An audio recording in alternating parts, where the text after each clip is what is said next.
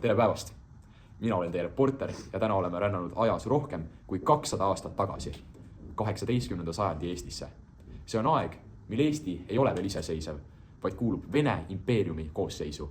Enamik siin elavaid inimesi on talupojad, kes elavad mõisnike võimu all. Tänases reportaažis uurime, milline on tavalise inimese igapäevaelu, millised olid tema tööd, toit, kombed ja suhted mõisaga. Vaatame 18. sajandi Eestit just talupoja vaatepildist. 18. sajandi Eestis elas ligikaudu 90% rahvastikust maal. Talupojad elasid väikestes rahielamutes, kus sageli elasid koos inimesed ja loomad. Elu oli lihtne, kuid raske. Lähme nüüd talupoja juurde ja küsime temalt. Tere, talupoeg! Tere! Milline on teie igapäevaelu? Kuidas teie elate? Minu päev hakkab vara hommikul enne päikse tõusu. Tööd on väga palju, harime põldu, teeme heina, hoolitseme loomade eest ja lisaks peame tegema erinevaid teopäevi mõisas. Olgu, talupojad ei töötanud ainult enda heaks. Nad pidid tegema sunnitööd ehk tegu mõisniku maadel. Selle eest nad palka ei saanud. Mis teil toiduks oli, mis teil üldse toiduks on?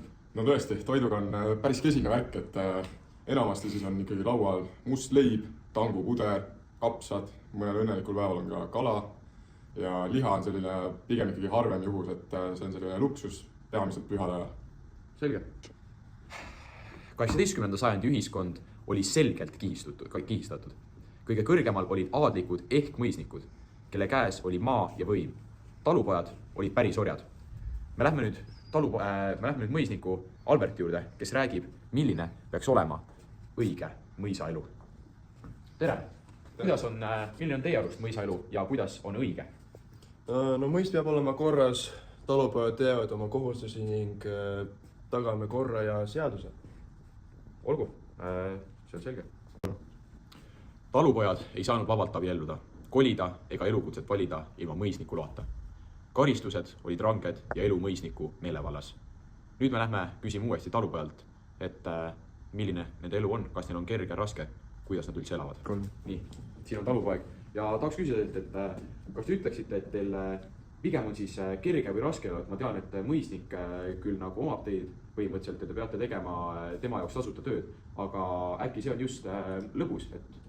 Lõbusest on asi kaugel selles, et liialt palju variante meil ei ole antud, elu pole kerge, muud valikut meil kahjuks ei ole, et peame mõisa jaoks töötama, et ise hakkama saada siin. Ja söök tuleb omad põllult, elamus tuleb mõisale ja siis töötame sellega, mis meil antud on. Olgu, kas te ütleksite ka seda, et talupoeg, kui nagu teised talupojad, ka siin, keda ma intervjueerinud, ütlevad, et nad on sündinud talupojana ja surevad ka talupojana. Kas teie kohta kehtib see sama? No ju ta ikka kehtib, et nagu enne juba mainisin, variante ei ole, lihtsalt tuleb niimoodi hakkama saada, kuidas ise sündid see ei ole, proovib maailma ette paremaks, nii see on. Kaunis. Kirik mängis 18. sajandi Eestis väga olulist rolli. Enamik inimesi olid luterlased ja pühapäevane kirikukäik oli kohustuslik. Kuidas teiega on? Et kas te käite ka kirikus ja õpite jumala sõna? Tõesti, tõsi, et olen liitunud siis kiriku kogudusega, meile õpetab pastor jumala sõna nüüd siis eesti keeles ja tänu kirikule isegi on mina ja mu mõned tuttavad õppinud ka lugema, et piiblit mõista siis. Olgu. Nagu just kuulsite, siis haridus oli talurahva seas piiratud. Koolid olid haruldased, kuid kirik aitas levitada lugemisoskust. Neile õpetati piiblit lugema oma enda keeles. Väga inspiratsionaalne. 18. sajandi algus oli Eestis eriti raske, nagu just kuulsite. Põhjasõda ja katk viisid suure osa rahvastikust surmani. Paljud külad jäid tühjaks. Vaatamata raskustele säilis rahva visadus ja elujõud. Inimesed tahtsid õppida, arendada ja targemaks saada. Sajandi lõpus hakkasid tasapisi levima ideed talurahva olukorra parandamisest, mis viis meie rahvast edasi. Ja lõpetuseks tahan öelda, et elu 18. sajandi Eestis oli talupoegade jaoks raske ja piiratud, kuid just nende inimeste töö ja vastupidavus pani aluse Eesti tulevikule. See oli aeg, mis kujundas meie rahva ja kultuuri.